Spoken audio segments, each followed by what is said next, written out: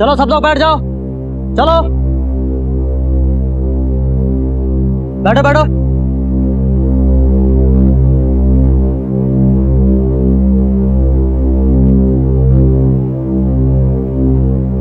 आप सब लोग का स्वागत है। अब कार्यक्रम का आनंद लीजिए।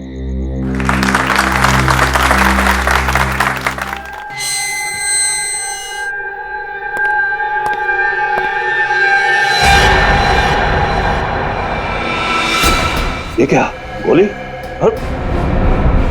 तुम तो मर गए। ये कैसा हुआ?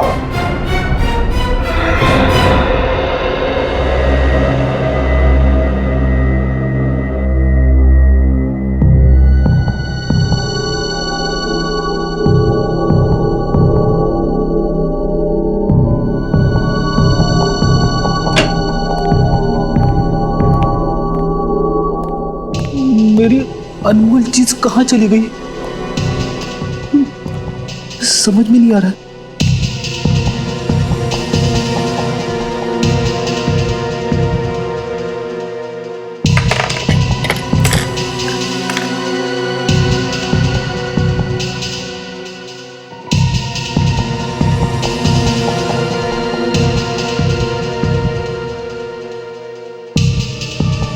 एसीपी साहब का डेस्क चेक करूं क्या?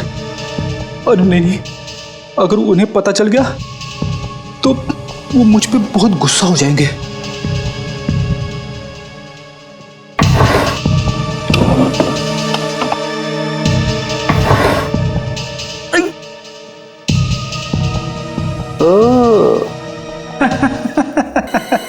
मिल गया मिल गया मिल गया, मेरा अनमोल पेन मिल गया। अब मुझे कवि बनने से कोई नहीं रोक सकता।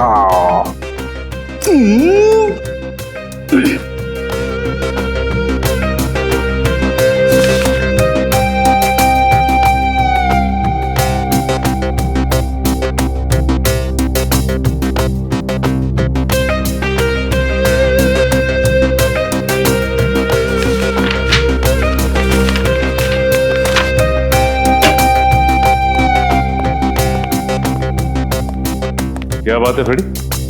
अपने आप से क्या बातें कर रहे हो?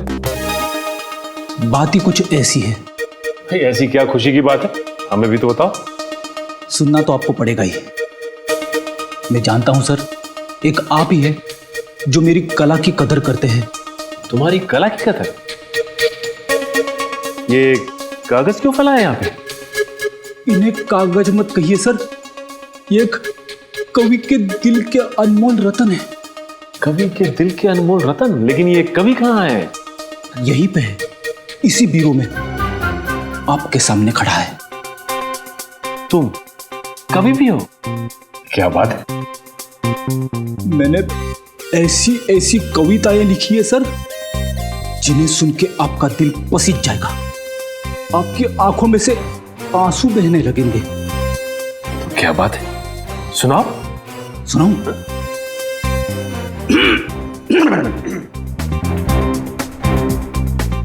हर शाम अपने आंगन में बैठ के जब मैं डूबते सूरज को देखता हूं, हर शाम अपने आंगन में बैठ के जब मैं डूबते सूरज को देखता हूं, तो मेरे दिल में यह ख्याल आता है कि सूरज के साथ साथ पंकज क्यों न चला गया। पंकज? तो तुमने पंकज पे कविता लिख डाली? बहुत याद आ रही है पंकज की? हाँ सर, पंकज की बहुत याद आ रही है। वैसे मैंने एक और कविता लिखी है। एक और? अभिजीत सर और तारिका के ऊपर। ठीक है, ये भी सुना दो। अभिजीत सर को पसंद है फॉरेंसिक लैब में जाना, अभिजीत सर को पसंद है फॉरेंसिक लैब में जाना। डॉक्टर तारिका से पूछते हैं वो केस का ताना बाना। जुर्म से जब बात बढ़ती है रिश्तों पे, तो डॉक्टर सालुंके का वहीं पे आ जाना। बड़ी ये बहुत प्यारी कविता थी, मेरा दिल तो पसीज गया। उससे पहले मेरी आंखों में आंसू आ जाए प्लीज, बस। नहीं, मैंने और 2-4 कविताएं लिखी है, वो तुम दीवारों को सुनाओ। नहीं नहीं,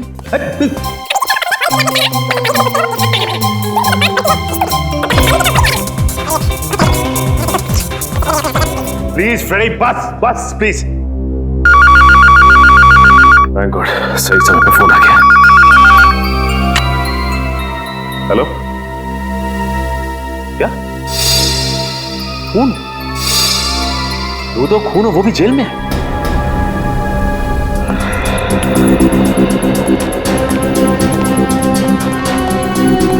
आइए सर, आइए सर।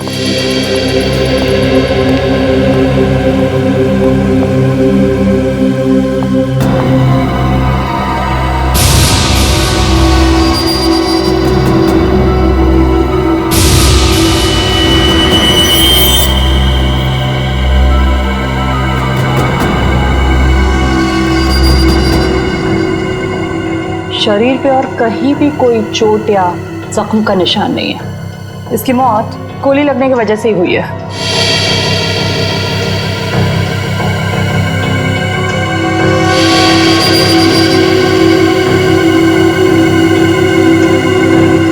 कहीं कोई एग्जिट वुंड भी नहीं है, इसका मतलब गोली शायद शरीर के अंदर ही।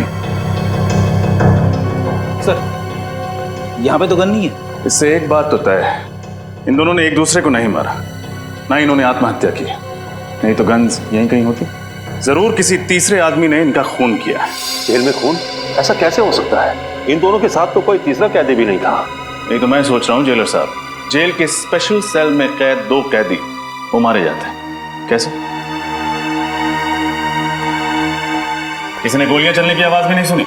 नहीं सर, फंक्शन में गाना इतना तेज बज रहा था कि ठीक से कुछ भी सुनाई नहीं दे रहा था। गाना जितना भी तेज बज रहा हो, गोली की आवाज को नहीं दबा सकता। सर, शायद गन पर साइलेंसर लगा होगा। मतलब तुम ये तो मान रहे तुम्हारी मौजूदगी में कोई जेल के अंदर गन लेकर आया, वो भी साइलेंसर वाली गन, और इन दोनों को मार दिया? नहीं सर, अंदर तो कोई भी नहीं आया।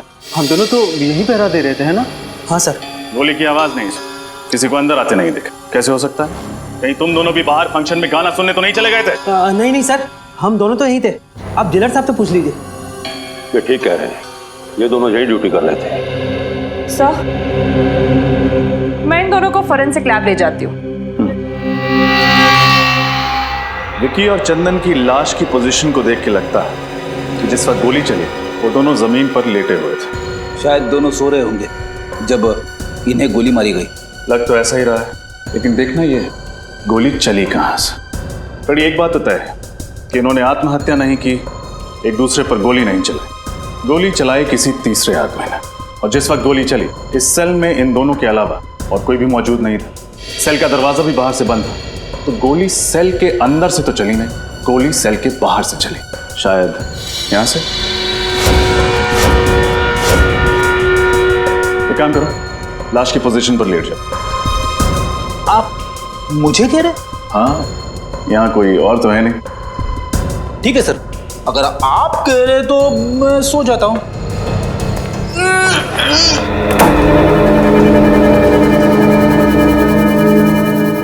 रेडी? अरे सर, सचमुच गोली मत मार देना। घबराओ मत, बंदूक खाली है। यहाँ से पूरी बंदूक को अंदर घुसाना तो मुश्किल है, बाहर से भी गोली चलाई होगी तो जाके लगेगी सामने वाली दीवार में। इस एंगल से विक्की और चंदन को गोली मारना तो नामुमकिन है। गोली यहाँ से तो नहीं चली होगी। तो फिर गोली कहाँ से चली? हो सकता है वहां से।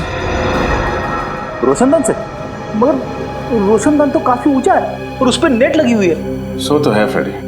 एक काम करते हैं, मैं बाहर जाके रोशनदान को चेक करता हूँ, तुम जाके जेलर साहब से मिलो, उनसे विक्की और चंदन के बारे में पूछताछ करो। उठ जाऊं? जेलर साहब बाहर हैं, उठना तो पड़ेगा ही।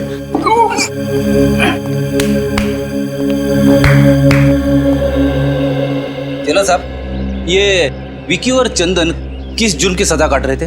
ये दोनों बैंकों और अमीर लोगों के घरों में घुसकर चोरियां किया करते थे। ऐसे कैदियों को स्पेशल सेल में नहीं रखा जाता ना?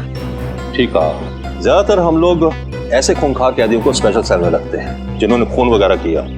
तो फिर आपने उन्हें वहां पे क्यों रखा है? आपने दम कर दिया था इन्होंने, रोज किसी न किसी के साथ मारा मारी झगड़ा, इसलिए मैंने इन दोनों को दूसरे कैदियों से अलग कर दिया। झगड़ा मारा मारी? फिर तो काफी दुश्मन बना लिए होंगे इन दोनों ने इस जेल में। कोई भी कैदी इन्हें पसंद नहीं करता था। जेलर साहब, खून किसी कैदी ने किया है। लेकिन सर, उनके सेल के बाहर हमेशा सिक्योरिटी गार्ड का पहरा रहता था। इतनी सिक्योरिटी होने के बावजूद भी 2 खून हो चुके हैं। एक तो मैं सोच रहा हूँ, जबकि हमारे जेल के अनुशासन और नियम बहुत कड़े हैं, उसके बावजूद 2 कैदियों का कत्ल हो गया। हर आदमी की जांच पड़ताल की जाती है, हर चीज की जांच पड़ताल की जाती है, बावजूद उसके मुझे तो अभी तक यकीन नहीं हो रहा कि हमारे यहाँ ऐसा हो गया। आपको यकीन करना पड़ेगा जेलर साहब, क्योंकि हकीकत यह है कि आपकी निगरानी में 2 खून हो चुके हैं। कैदियों से मिलने कौन कौन विजिटर्स आते थे, उन सब की लिस्ट चाहिए मुझे। ठीक है। ये रोशनदान तो काफी ऊंचाई पर है। यहाँ तक पहुंचने के लिए उन्हीं को या तो एक ऊंचा स्टूल या फिर सीढ़ी की या घोड़ी की जरूरत पड़ी होगी। लेकिन ऐसा कोई भी सामान यहाँ तक लाना या फिर यहाँ से ले जाना बहुत मुश्किल है। एक खूनी ऊपर कैसे चढ़ा, और अगर वो वहां चढ़ भी गया तो गोली कैसे चलाएगा? क्योंकि जाली के साथ कोई छेड़खानी तो की नहीं गई, ना ही जाली में कोई छेद है। सर, मैंने जेलर साहब से कह के सारे विजिटर्स की लिस्ट मंगवा ली है जो कैदियों से मिलने आते थे। Very good. हाँ डॉक्टर तारिका।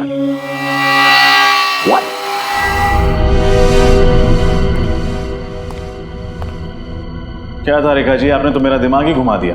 मैं क्या कर सकती हूँ रजत? मैं वही कह रही हूँ जो सबूत मुझे बता रहे। ये दोनों कैदियों पर 2 अलग अलग एंगल से ही गोलियां चली है। लेकिन अलग अलग एंगल से कैसे? विक्की पर जो गोली चली है वो करीबन 60 डिग्री एंगल से चली है। 60 डिग्री मतलब गोली यहां से चली? हाँ, और चंदन पर जो गोली चली है वो करीब 20 डिग्री एंगल से चली। 20 डिग्री मतलब यहां से? हाँ। तो क्या खूनी ने घुटने पे बैठकर गोली चलाई थी? अब एंगल तो यही दिखा रहा है। हाँ, मेरा दिमाग और भी चक रहा है। आपका कहना है कि गोली सेल के अंदर से चली, लेकिन यहाँ किसी भी तीसरे आदमी के होने की कोई संभावना है? हमने पूरा सेल चेक किया, यहाँ कोई भी खुफिया रास्ता नहीं। सिर्फ एक रास्ता है लोगों के अंदर आने का, और वो है ये दरवाजा। सर, ये किसी अंदर वाले का काम तो नहीं है? हो सकता है। ये लीजिए सर, जो जो इन कैदियों से मिलने आता था उन सारों नामों की लिस्ट। Thank you.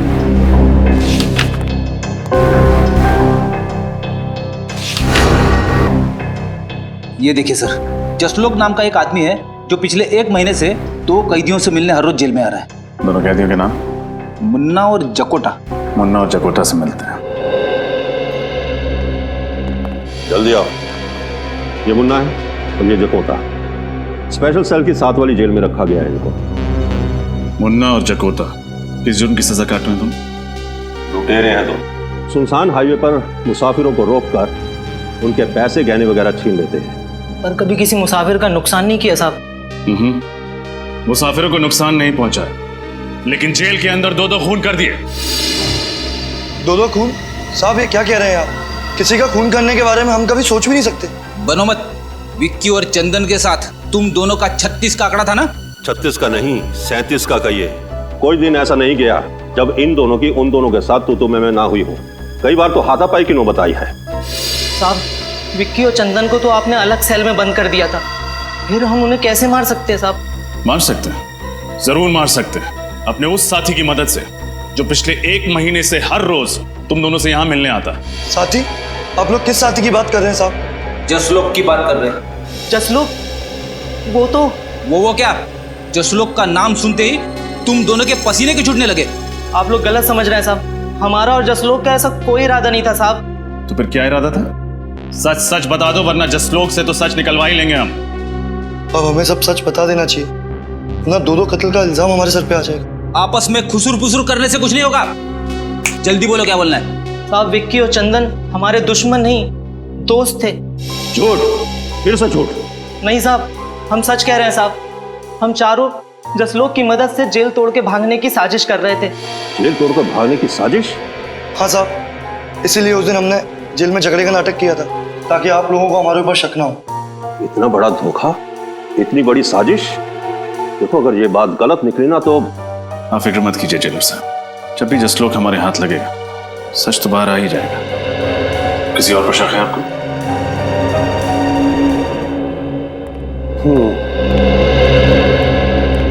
ये अजय और वो सत्तू, इन दोनों की भी बहुत बहसबाजी हुआ करती थी विक्की और चंदन के साथ। बहस तो होगी ना साहब, वो दोनों हर वक्त झगड़ा करने का बहाना ढूंढते रहते थे। हाँ हाँ साहब, बिना झगड़ा करे उनका तो खाना ही हजम नहीं होता था। कहीं तुम दोनों का झगड़ा जकोटा और मुन्ना जैसा नकली तो नहीं था? नकली? नहीं साहब, ये क्या कह रहे हैं आप? लो, तुमने अपने ही मुंह से कह दिया कि झगड़ा असली था। इसका मतलब तुम लोगों के पास ठोस वजह थी उन दोनों की जान लेने की। नहीं साहब, हम खूनी नहीं हैं, हम तो मामूली चोर उचक्के हैं, और हम खून क्यों करेंगे उनका? हाँ साहब, वैसे भी जेलर साहब ने उन दोनों को जब से स्पेशल सेल में डाला है तब से हम दोनों का वहाँ आसपास भटकना भी मुश्किल हो गया था। चलो साहब, ऐसे कौन कौन से लोग हैं जो स्पेशल सेल में जा सकते हैं? सबसे ज्यादा तो इस मनोहर का जाना आना होता था उस सेल में। यही उस सेल की साफ सफाई किया करता था। हाँ साहब, मेरी बदकिस्मती थी कि मैं ही उस सेल की साफ सफाई करता था। क्यों, ऐसा क्या हुआ था? हाँ साहब, बेवजह झगड़ा करते थे, धक्का मारते थे, कई बार तो उन्होंने थप्पड़ भी मारे थे। अरे, वो दोनों तुम्हें मारा पीटा करते थे, ये बात तुमने मुझे पहले क्यों नहीं बताई? साहब, उन्होंने मुझे धमकी दी, अगर मैंने किसी से शिकायत की तो मुझे और मारेंगे। मनोहर, कहीं ऐसा तो नहीं कि वो दोनों तुम्हें बहुत तंग करते थे इसलिए तुम्ही ने उन दोनों का? साहब, मैं तो उनके पास जाने से भी डरता था। मैं उनकी जान कैसे लूंगा साहब? मच्छर था साहब, उनके सामने में एक मच्छर। जेलर साहब, क्या हो रहा है आपकी जेल में? स्टाफ की पिटाई हो रही, दो कैदियों का खून हो गया। मैं तो खुद हैरान हूं। मुझे तो लगता था कि मेरी जेल में प्रशासन ठीक से चल रहा है, मगर तुम कौन हो? ये धनसुख है, चाय वाला। ये भी उस सेल में जाया करता था सुबह शाम चाय देने के लिए। अरे क्या हुआ धनसुख?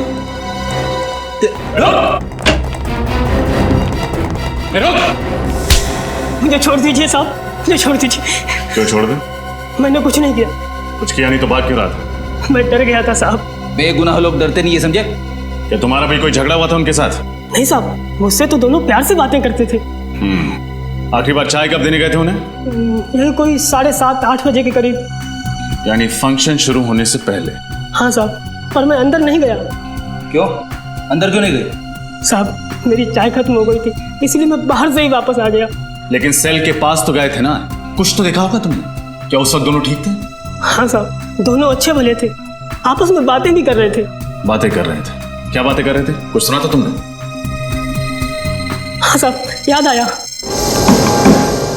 क्या है, क्या बात है? अरे भाई, ये क्या मुसीबत है? मच्छरों ने काट काट कर बेहाल कर दिया है, जीना आराम हो गया है। हाँ? अरे मच्छर काट रहे हैं तो मच्छरदानी मंगवाऊं? जाओ और चुपचाप सो जाओ। अरे यहाँ बैठना मुश्किल हो रहा है और सोने की बात कर रहे हो? पता नहीं ऊपर से ये रोशनदान की जाली किसने निकाल दी है। अब तो मच्छरों की ऐसा है यहाँ पे। तुम लोगों का ना रोज रोज का नाटक हो गया है। कभी मारपीट करते हो, कभी गुंडागर्दी करते हो, तो कभी मच्छर का बहाना करते हो। यार चुपचाप सो जाओ। अरे धनसुख, इधर आ तू और चाय पिला। मांगे कड़ा, इधर आ। चाय खत्म हो गई, अभी लाता हूँ थोड़ी देर में। भाई मेरे लिए चाय खत्म हो गई, जा जल्दी लेके आ। ओह, तो ये बातें हो रही थी। मगर सर, जब हम पहली दफा स्पेशल सेल में आए तब तो रोशनदान के ऊपर नेट लगा हुआ था ना? हाँ फ्रेडी, मैं भी यही सोच रहा हूँ। हुआ कुछ ऐसा होगा कि फंक्शन से पहले ही मौका पाकर खूनी ने रोशनदान से नेट हटा दिया होगा। फिर उसने फंक्शन के शुरू होने का इंतजार किया होगा। जैसे ही फंक्शन शुरू हुआ, सब लोग बाहर चले गए और खूनी ने विक्की और चंदन को गोली से मार दिया। फिर वापस भागने से पहले उसने रोशनदान पर नेट वापस लगा दिया।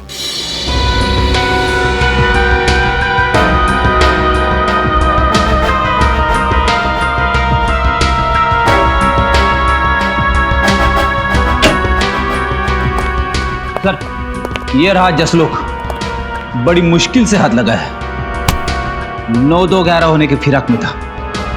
तो आप हैं मिस्टर जसलोक, जो पिछले 1 महीने से हर रोज मुन्ना, जकोटा, विक्की और चंदन से मिलने के लिए जेल में जाते थे? हाँ? क्या बकवास कर रहे हैं सर? एक तो आपका ऑफिसर मुझे जबरदस्ती उठाकर लेकर आया, ऊपर से आप अनाप शनाप बकी जा रहे हैं। अरे जेल में किसी से मिलना गुनाह है क्या? जी नहीं, जेल में किसी से मिलना गुनाह नहीं है, लेकिन जेल से भागने में किसी की मदद करना गुनाह जरूर है। सर, मैंने किसी की मदद नहीं की और ना ही किसी साजिश में मेरा कोई हाथ है। देखो, मुन्ना और जकोटा अपना मुंह खोल चुके हैं। तुम्हारे लिए यही बेहतर है कि तुम हमारा समय बर्बाद ना करो। बोलो सच। सर, मैंने एक बार बोल दिया ना कि मैंने किसी की मदद नहीं की तो नहीं की। बड़ी लगता है ये भाई साहब शराफत से कुछ नहीं बताने वाले। इनके ऊपर उस चीज का इस्तेमाल करना ही पड़ेगा। समझ गया मैं। सर किस चीज की बात कर रहे हैं? अभी पता चल जाएगा किस चीज की बात कर रहे हैं। सर बताइए ना प्लीज। अरे ये क्या है?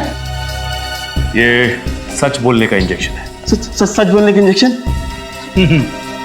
एक बार अगर ये इंजेक्शन लग जाए ना तो आदमी तोते की तरह सच बोलने लगता है। सर इसकी जरूरत नहीं, मैं सब बताता हूँ सर। मैं नुस्खा काम में आ गया। तुम क्यों रुक गए? शुरू हो जाओ। हाँ सर, मैंने उन लोगों की मदद करने का वादा किया था, वो सिर्फ इसलिए कि वो मेरे दोस्त थे। और जेल से निकलने के बाद इन चारों का क्या प्लान था? सर वो मुझे पता नहीं है, मैं तो सिर्फ जेल से निकलवाने में मदद कर रहा था। उसके बदले में वो लोग मुझे 10 लाख रुपए देने वाले थे सर। 10 लाख रुपए? हाँ, गोलियां शायद उस रोशनदान से ही चली हैं। लेकिन एक बात समझ में नहीं आ रही। डॉक्टर तारिका ने कहा था कि एक गोली यहां से 60 डिग्री एंगल से चली और दूसरी गोली यहां से 20 डिग्री एंगल से चली। लेकिन अगर दोनों गोलियां एक ही दिशा से उस रोशनदान से आई तो दोनों कैदियों को अलग अलग एंगल से कैसे लगी? सर कहीं हम गलत दिशा में तो नहीं जा रहे? नहीं फ्रेडी, दिशा तो सही है, बस देखना यह है कि हवा का रुख किस तरफ है। हवा, दिशा, मैं कुछ समझा नहीं सर। मेरे कहने का मतलब यह है कि इन दोनों कैदियों के खून का उस रोशनदान से कोई ना कोई संबंध जरूर है, लेकिन क्या ये समझ में नहीं आ रहा। कहीं खूनी रोशनदान से तो अंदर नहीं आया? क्या फ्रेडी, रोशनदान का साइज देखा है तुम? इतने छोटे से रोशनदान से एक पूरा इंसान अंदर कैसे आ सकता है? अरे तो क्या सर गन खुद उड़ के आई अंदर? क्या कहा तुमने? नहीं सर नहीं, शायद सही कहा तुमने। हाँ, गन उड़ के ही सेल के अंदर आई। गन उड़ के अंदर ही? हो सकता है गन किसी ऐसी चीज के साथ जुड़ी हुई है जो उड़ सकती है, जैसे कि कोई खिलौना। हाँ सर, वो छोटे छोटे खिलौने होते हैं ना, वो हेलीकॉप्टर्स, एरोप्लेन, जिन्हें रिमोट कंट्रोल से उड़ाया जाता है। एग्जैक्टली। दरअसल हुआ कुछ ऐसा होगा कि खूनी रोशनदान के उस तरफ नीचे खड़ा हो, उसके हाथ में रिमोट कंट्रोल होगा, उसने इस रोशनदान के जरिए हेलीकॉप्टर को अंदर भेजा होगा। हेलीकॉप्टर में एक कैमरा फिट होगा जिसके जरिए खूनी देख सकता था कि हेलीकॉप्टर कहां जा रहा है। इसके अलावा हेलीकॉप्टर में एक मैकेनिज्म होगा जिससे वो दोनों गोलियां चली होंगी, जिससे कि विक्की और चंदन की नींद में ही मौत हो गई। ओह, अब समझ में आया गोलियां 2 अलग अलग एंगल से कैसे चली है।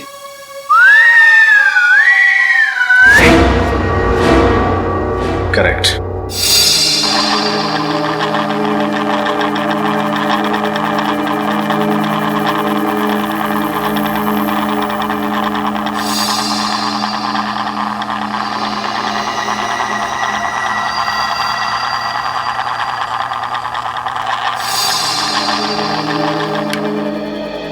वो हेलीकॉप्टर भी कुछ इस तरह का होगा, इससे ज्यादा बड़ा नहीं हो सकता, नहीं तो फिर वो उस रोशनदान से सेल में घुस नहीं पाता।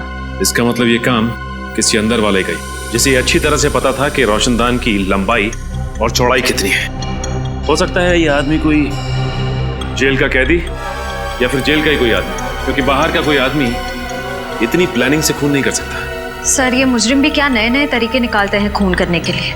अगर इतना दिमाग किसी अच्छे काम में लगा दें तो समाज का कितना भला हो सकता है। हाँ ये बात तो है श्रेया, खूनी ने दिमाग तो बहुत लगाया इसमें। रिमोट वाला हेलीकॉप्टर और रिमोट वाली गन। और इस तरह का हेलीकॉप्टर बाजार में तो मिलता नहीं होगा, खूनी ने जरूर किसी खास दुकान या कारीगर से बनवाया होगा। या शहर में जितनी भी इस तरह की दुकानें हैं जहाँ पे कस्टम मेड चीजें बनती हैं, वहाँ पता करते हैं। अच्छा, वैसा हेलीकॉप्टर चाहिए था आपको? हाँ क्यों? मुझे लगा ऐसे हेलीकॉप्टर से तो जवान लोग खेलते हैं। क्या मतलब है तुम्हारा?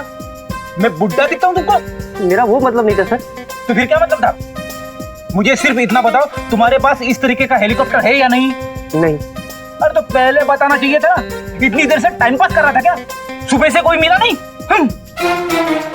Excuse me. हाँ जी। आपकी दुकान में रिमोट कंट्रोल से चलने वाला हेलीकॉप्टर मिलता है? नहीं, ऐसा हेलीकॉप्टर तो हमारे दुकान में नहीं मिलता है। अगर ऐसा हेलीकॉप्टर आपकी दुकान में नहीं मिलता है तो आपको पता तो होगा ये कहाँ मिलता है।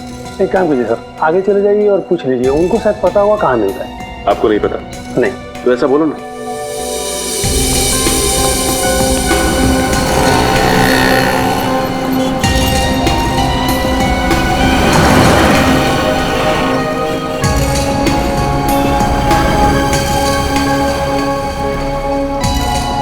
उस तरफ से नहीं मिला भाई, उस तरफ भी कुछ नहीं।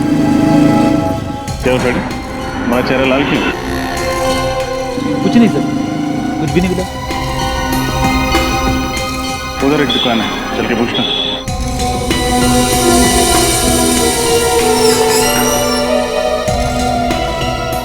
कहिए सर, क्या चाहिए आपको? आपकी दुकान में रिमोट वाला हेलीकॉप्टर मिलता है? हाँ जी, मिलते हैं सर। दिखाइए जरा। फिलहाल तो सब बिक चुके हैं, अगर आप कहें तो आपके लिए ऑर्डर से मंगवा देता हूँ। जी नहीं, उसकी जरूरत नहीं। आप हमें सिर्फ ये बताइए कि उस हेलीकॉप्टर पे गन और कैमरा क्यों फिट किया आपने? गन, कैमरा, ये क्या कह रहे हैं आप लोग? बिल्कुल ठीक कह रहे हैं हम। हमें अच्छी तरह से मालूम है कि उस तरह के हेलीकॉप्टर सिर्फ आपकी दुकान पे मिलते हैं, इसलिए आप ये बताइए कि उस हेलीकॉप्टर पे आपने गन और कैमरा क्यों फिट किया? आप लोग बेवजह मुझे बदनाम कर रहे हैं। अच्छा, तो आप लोग ऐसे नहीं माने, मैं अभी पुलिस को फोन करता हूँ।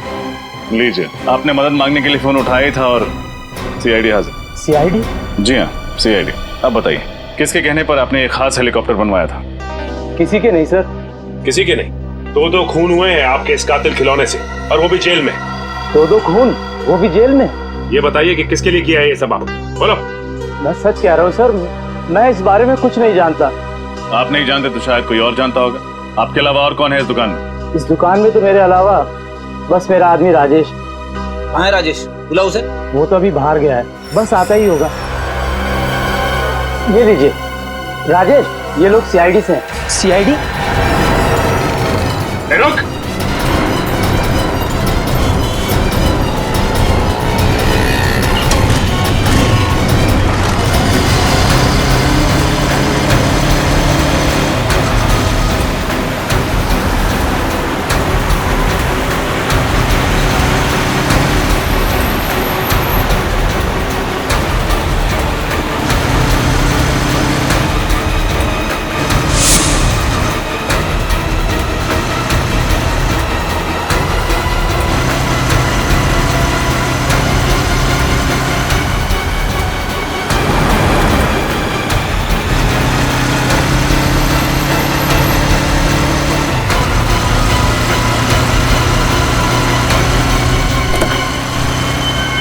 मेरी तो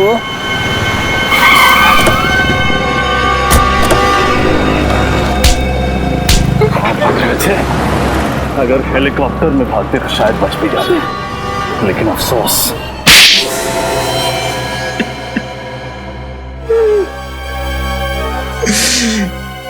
गलती हो गई साहब,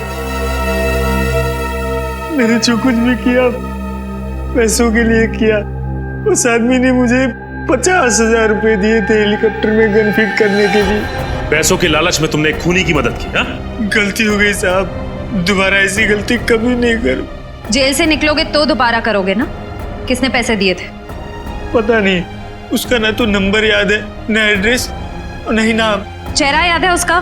शक्ल थोड़ी थोड़ी याद है उसकी। कम से कम कुछ तो याद आया इसे श्रेया। इससे स्केच बनवा लेते हैं और अपने क्रिमिनल डाटाबेस में चेक करते हैं, हो सकता है ये कोई पुराना अपराधी हो।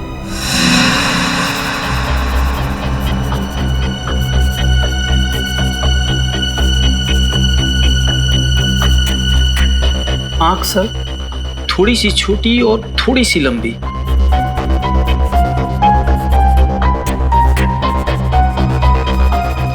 ये सही, होठ बिल्कुल सही, ऐसा है। और बाल सर? बाल छोटे छोटे थोड़े से और सुनहले सुनहले कलर का। हाँ सर, स्केच रेडी है।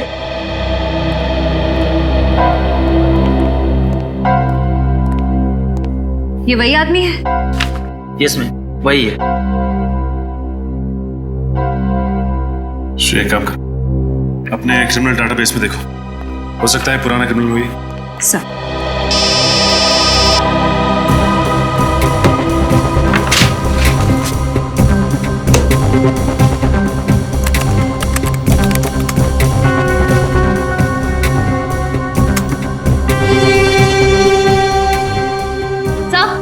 ये जगन नाम का पुराना मुजरिम है सर। ठीक है, मैं बाद में फोन करता हूँ।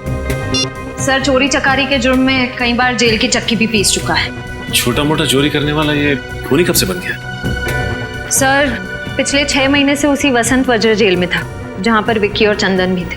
इसका मतलब ये तीनों आपस में जरूर मिले होंगे और तीनों का कोई ना कोई कनेक्शन है। ये क्या, हफ्ते भर पहले ये जेल से छूटा है और जेल से छूटते ही सीधा हेलीकॉप्टर बनवाने पहुंच गया। लेकिन सर, जेल से छूटने के बाद ये फंक्शन के दौरान जेल के अंदर घुसा कैसे? किसी ने इसे देखा कैसे नहीं? हो सकता है श्रेया कि ये खुद ना गया हो और विक्की और चंदन को मारने में इसकी मदद की हो किसी ने। अपने खबरियों को काम पे लगा दो, पता करो कि ये जगन है कहाँ पे। देखो देखो, अगर तुम्हारी खबर गलत निकली ना तो सोच। क्या साहब, रिंकू की खबर आज तक गलत निकली है? जो अब निकलेगी, जिस कबूतर की आपको तलाश है उसने यहीं पे घोंसला बना रखा है, यही है उसका घर। ये है जगन का ठिकाना। ठीक है रिंकू, ये रखो तुम अपने पास।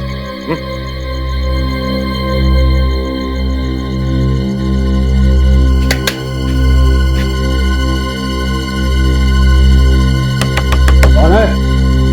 दूध वाला। इस वक्त? ओए, ये कोई दूध देने का टाइम है क्या? इसका जब मन करता है ना तभी वो दूध देती है। सुबह दूध नहीं दिया तो इसमें मैं क्या कर सकता हूँ? आज तक तो तेरी भैंस सुबह ही दूध देती थी, अबे रात को कब से देने लगी? क्या करें, सीआईडी के आने का कोई वक्त ही नहीं होता। सीआईडी? बोल, क्यों मरवाया तूने विक्की और चंदन को? मेरी कोई दुश्मनी नहीं थी विक्की और चंदन के साथ। अगर तेरी कोई दुश्मनी नहीं थी तूने मरवाया क्यों? तू पैसों के लिए। किसने दिए थे पैसे? बताओ किसने दिए थे पैसे तुम्हें ये सब काम करवाने के लिए?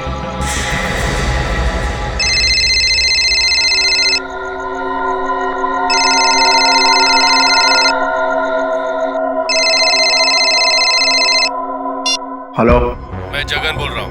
मैंने तुमसे कहा था ना तुम मुझे कभी फोन मत करना। देखो, मैं तुमसे मिलना चाहता हूँ। तुम्हारा दिमाग तो खराब नहीं हो गया?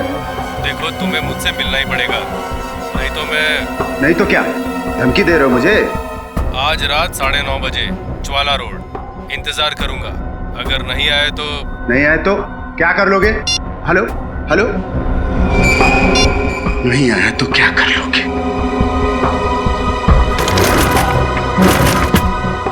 आज तुमसे मिलकर तुम्हारा हिसाब किताब चुकता करना ही पड़ेगा।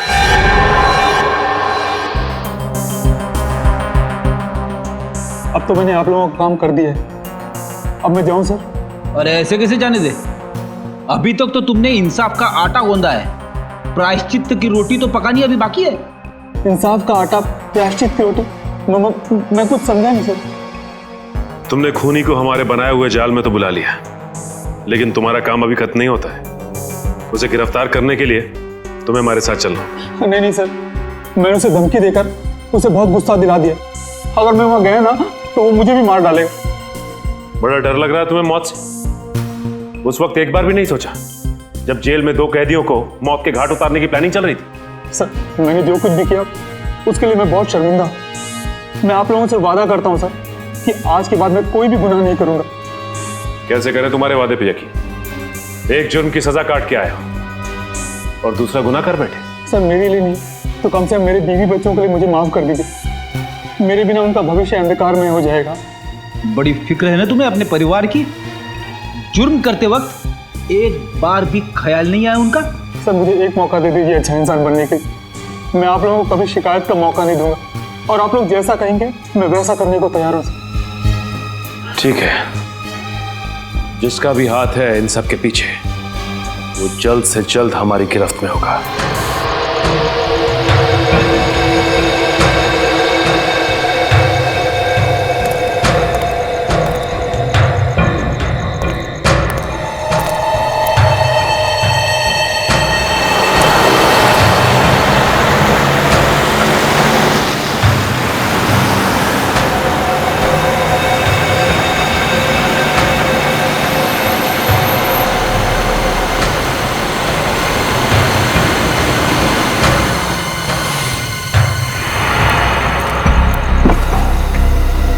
अच्छा हो जो तुम आ गए। मुझे सीआईडी की धमकी देने की तुम्हारी हिम्मत कैसे हुई? देखो, सीआईडी तुम्हारी वजह से मेरे पीछे पड़ी है। अब तुम्हारा फर्ज बनता है कि तुम मुझे सीआईडी से बचाओ। अच्छा, मैंने जो तुमसे काम करवाया उसकी कीमत मैं दे चुका हूँ और तुम्हें सीआईडी से बचाने का मैंने ठेका नहीं ले रखा। देखो, मुझे फांसी पे नहीं चढ़ना, तुम्हें सीआईडी से बताना ही होगा कि असली गुनहगार तुम हो, समझे ना? अच्छा, मुझे लगता है तू ऐसे नहीं मानेगा। रुक, तेरा तो एक ही इलाज है। नहीं नहीं नहीं नहीं नहीं, इतना बड़ा धोखा। सीआईडी के सामने गोलीबारी अच्छी बात नहीं है।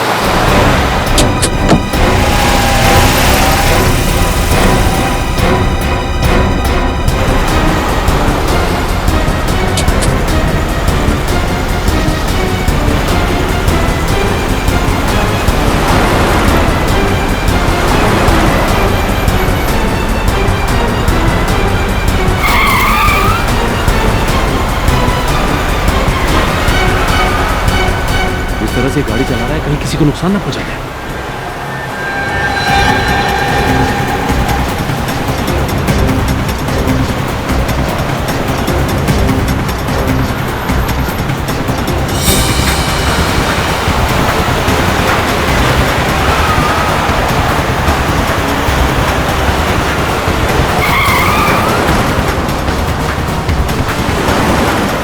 टायर पे गोली मारो।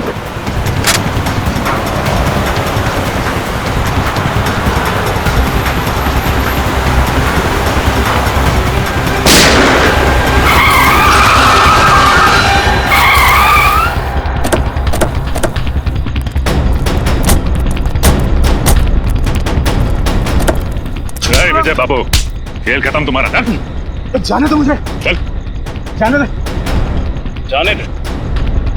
शर्म आनी चाहिए तुम्हें। कानून की सेवा करते और दो कैदियों का खून का डाला।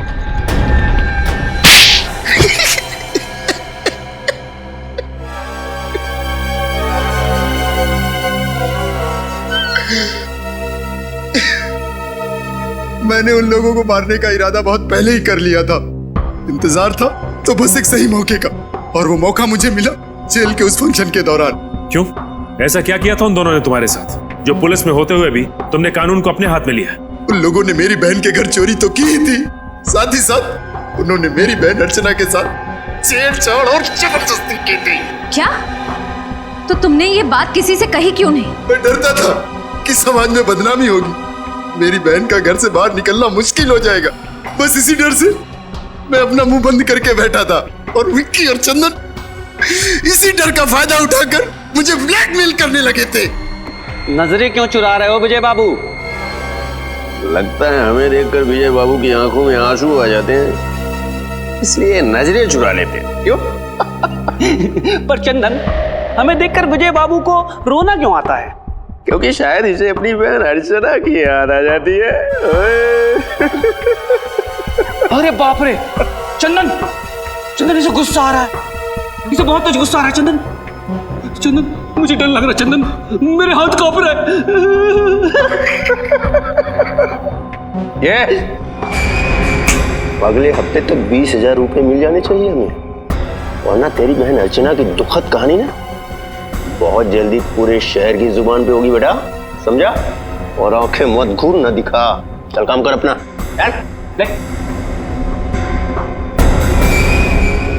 हंस लो, जितना हंसना है हंस लो। वो पल दूर नहीं जब एक बहन पर हुए अत्याचार का बदला एक भाई अपने हाथों से लेगा। आप ही बताइए सर, हर पल अपमान का घूंट पीकर जिंदगी गुजारना आसान नहीं है। माना तुम्हारी बहन के साथ जो हुआ गलत हुआ, पर ये सोचकर चुप बैठ जाना कि बदनामी होगी, ये बहुत ही गलत और पिछड़ी हुई सोच है।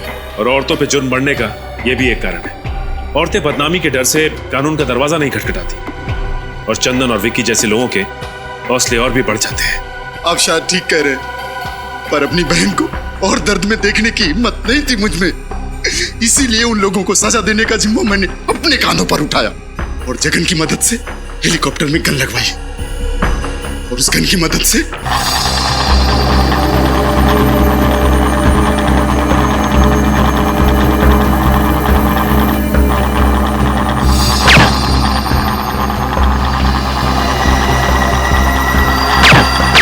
माना कि तुमने जो किया अपनी बहन का बदला लेने के लिए किया, पर अगर बदले की आड़ में हर इंसान जुर्म करने लगे तो समाज में जंगल राज फैलने में देर नहीं लगेगी। मैंने जिन लोगों को मारा वो कोई अच्छे लोग नहीं थे। ये सही है कि वो लोग अच्छे नहीं थे, लेकिन गुनाह तो फिर भी गुनाह होता है।